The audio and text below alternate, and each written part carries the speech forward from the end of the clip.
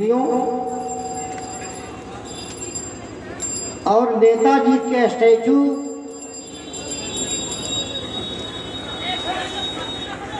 एक international hero के रूप में नेताजी सुभाष चंद्र बोस को जाना जाता है और एक भारत के मेहनत कश जनता के महान शिक्षक मार्गदर्शक के नीचे उनके पथ पर चलने वाले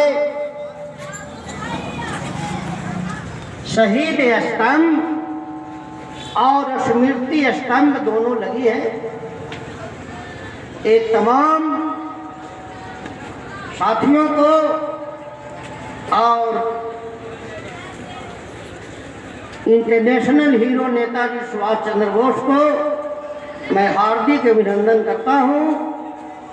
साथियों, 125वां जयंती समारोह इस समय हम मना रहे हैं कि हिंदुस्तान ही नहीं पूरा दुनिया में उथल पुथल मचा हुआ है और हिंदुस्तान में एक ऐसे समय में हम अपने एक कमांडर साथी को खोया है। इस समय देश में किसान आंदोलन शुरू हुआ। आज कॉमरेड महेंद्र गिरी हमारे बीच में नहीं है, इसका खलता है, लेकिन साथियों केवल यह खलने का नाम लेकर के जीने से काम नहीं चलेगा। साथियों, बात साफ साफ है कि जिस लोकतांत्रिक प्रक्रिया से आज 73 दिन से आंदोलन शुरू है और सरकार के कान पर जीत तक नहीं हिल रहा है और वह जो कृषि काला कानून है इसको बढ़िया साबित करने में, किसान के हित में साबित करने के लिए वो हमेशा प्रयत्नशील है और निडर होकर के वो मंच से बोल रहा है। यहाँ तक कि जो हिंदुस्तान का सर्वोच्च पंचायत है, संसद है, उसमें किसानों को कृषि मंत्री नरेंद्र सिंह तोमर ने खिल्ली उड़ाने का काम किया है। कल आप देख रहे होंगे टीवी चैनलों पर, उसने हंसते हुए कह रहा है कि मैंने 2 महीना तक किसानों से पूछा कि काला कानून क्या है, लेकिन काला कानून क्या है नहीं बताया, यह क्या है, अब हंस रहा है। इसका मतलब है कि किसानों का खिल्ली उड़ा रहा है साथियों। लेकिन आप जानिए, समझने की कोशिश करिए, देश लोकतांत्रिक प्रक्रिया के तहत किसानों ने आंदोलन चला रहा है दिल्ली के बॉर्डरों पर। इस तरह के देश का अंतिम आंदोलन है साथियों, ये अंतिम आंदोलन है। अगर इस आंदोलन में अगर आप जागने और योगदान देने और कुर्बानी देने का काम नहीं करेंगे तो इसके बाद इस प्रक्रिया के तहत देश में कभी भी आंदोलन नहीं चलेगी। ये जरूरत है और साफ साफ ये भी कहेंगे, जो इन कृषि बिल है इसके बारे में सारे लोग जानते हैं, साथियों ने बोलने का काम भी किया है, हम इस पर आगे विशेष जाने नहीं चाहते भाई। अगर संक्षेप में कह भी दें तो पहला कानून है जो 1955-56 में वस्तु अधिनियम कानून लाया गया था, जिसमें था कि कोई भंडारण नहीं करेगा, लेकिन वह भंडारण का अधिकार किसानों के था, वह अधिकार कारपोरेटों को दे दिया है, व्यवसायिकों को दे दिया है, उद्योगपतियों को दे दिया है। अगर भंडारण होगा तो काला बाजारी होगा। किसान यहाँ से प्याज खत्म हो जाता है तो 10 रुपए के प्याज 100 रुपये, 5 रुपए का आलू 50 रुपए किलो हो जाता है। तो यह कानून पूंजीवाद के हित में है। दूसरा इसने कहा मंडी व्यवस्था जो एमएसपी जिसको हम कहते हैं, न्यूनतम समर्थन मूल्य कम से कम की बात किया, वो भी नहीं रखा। और आज बिहार में तो एक भी लाइसेंसी मंडी नहीं है, न लाइसेंसी गोदाम है कि जहां किसान जाके अपनी माल को 1868 रुपये बेच सके। जहां था भी वहां भी खत्म करके बोल रहा है क्या सरकार कि हम किसानों को स्वतंत्र कर दिया है, जहां भी अपने माल को बेचे। देखिए कि कितना गलत इंटरप्रिटेशन इसने देता है। तीसरा है कॉन्ट्रैक्टिव फार्मेसी। कॉन्ट्रैक्टिव मैंने ठेका होता है, फार्मेसी मैंने खेती होता है। किसानों को खेती के यह ठेका पर दे देगा कॉर्पोरेट को, बड़े कंपनियों को। तो साथियों, हमारे खेत में वह चावल, गेहूं, मटर या फल सब्जी अगर उपजाता है और उसके अधीन रहेगा तो हमसे माना दाम वसूलेगा। अगर वह 5 साल या 3 साल या 10 साल के लीज लेता है, अगर हम कहेंगे कि मुझे वापस करो, अगर वो महंगा देता है तो अगर वह मेरा कौन सा खेत में केमिकल देगा जिससे हमारा भूमि बंजर हो जाएगा और बंजर बना के हमको दे देगा।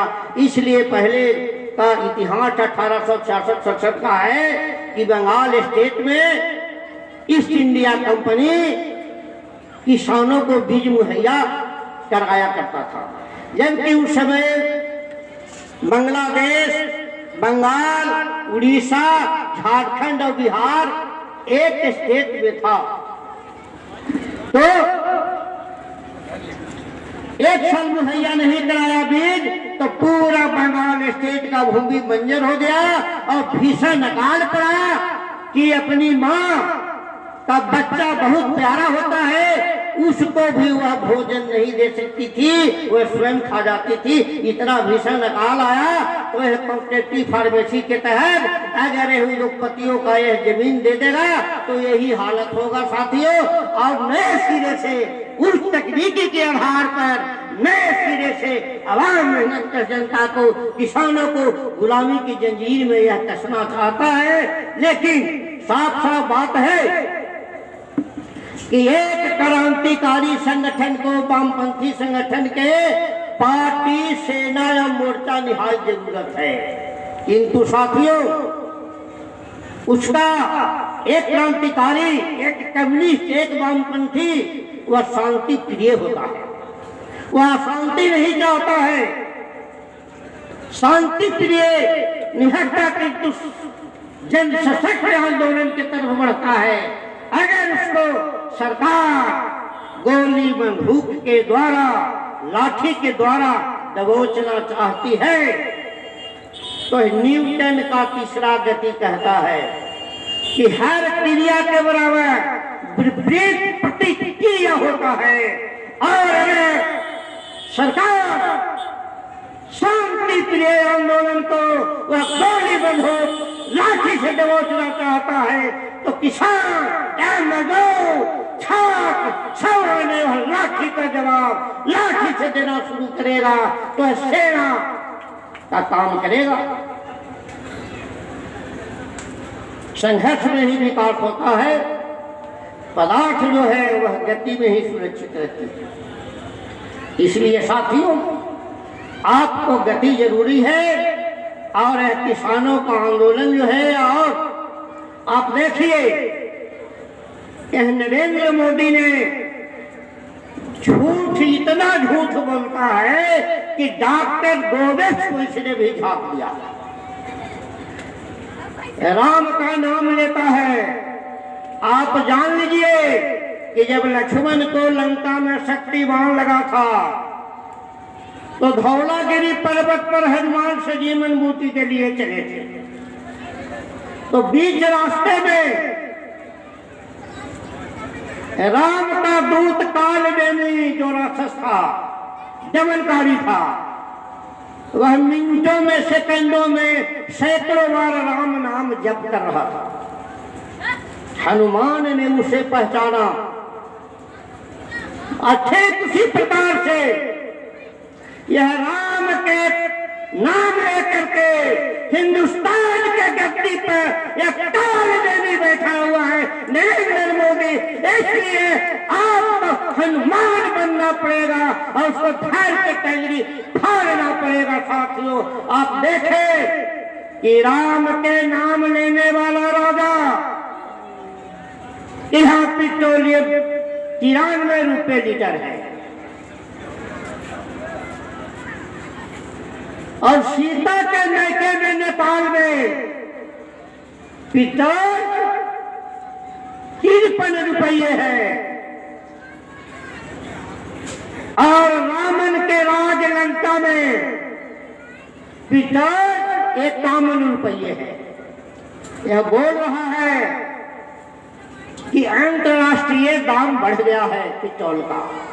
अरे तो तुम्हें भारत के लिए बढ़ गया है, लंका के लिए नहीं बढ़ा है, नेपाल के लिए नहीं बढ़ा है, जो तुमसे भी गरीब राष्ट्र है वहां क्यों का 51 रुपये पेट्रोल है, नेपाल में क्यों 53 रुपये है, लेकिन भारत में 93 रुपये है। इसलिए यहाँ की जो मेहनत कैसे किसान है उसको लूट रहा है और तमाम पॉलिटिकल पार्टी के लीडर इस सवाल को नहीं उठा रहा है। जब इस देश में जगह जगह पर कहीं वामपंथियों की भी सरकार है, कांग्रेसियों का भी सरकार है और अन्य साझा में भी सरकार है, लेकिन वहां भी पेट्रोल 93 रुपये है, 1-2 रुपया का फर्क है। ऐसा क्यों है? इसलिए तमाम जो पीढ़ी बुजुर्ग आबादी लीडर है, यह पूंजीवाद का उद्योगपतियों का दलाली करता है और उसको दलाली करने में नरेंद्र मोदी 1 नंबर का निकला। इसलिए पूंजीवाद साम्राज्यवाद उसको सपोर्ट कर रहा है और ये लोग सत्ता से बाहर है, लेकिन सारे लोग पूंजीवाद का दलाल है। इसको पहचानने की जरूरत है और जो आंदोलन चल रहे हैं देश में, यह अंतिम आंदोलन है साथियों। अगर यह आंदोलन विफल हुआ तो फिर कभी आंदोलन का नाम नहीं लिया जा सकता यह लोकतांत्रिक तरीका से। इसलिए जागने की जरूरत है और अगर वह दिल्ली में घेर के बैठा हुआ है तो हम मगध पर मंडल को घेर करके बैठे और विवश कर दे और यहाँ से हम दिल्ली में बैठे किसानों को बल प्रदान करने का काम करें। साथियों, मैं इसी शब्दों के साथ अपनी वाणी का विराम दूंगा। जय हिंद, जय नेताजी सुभाष चंद्र बोस।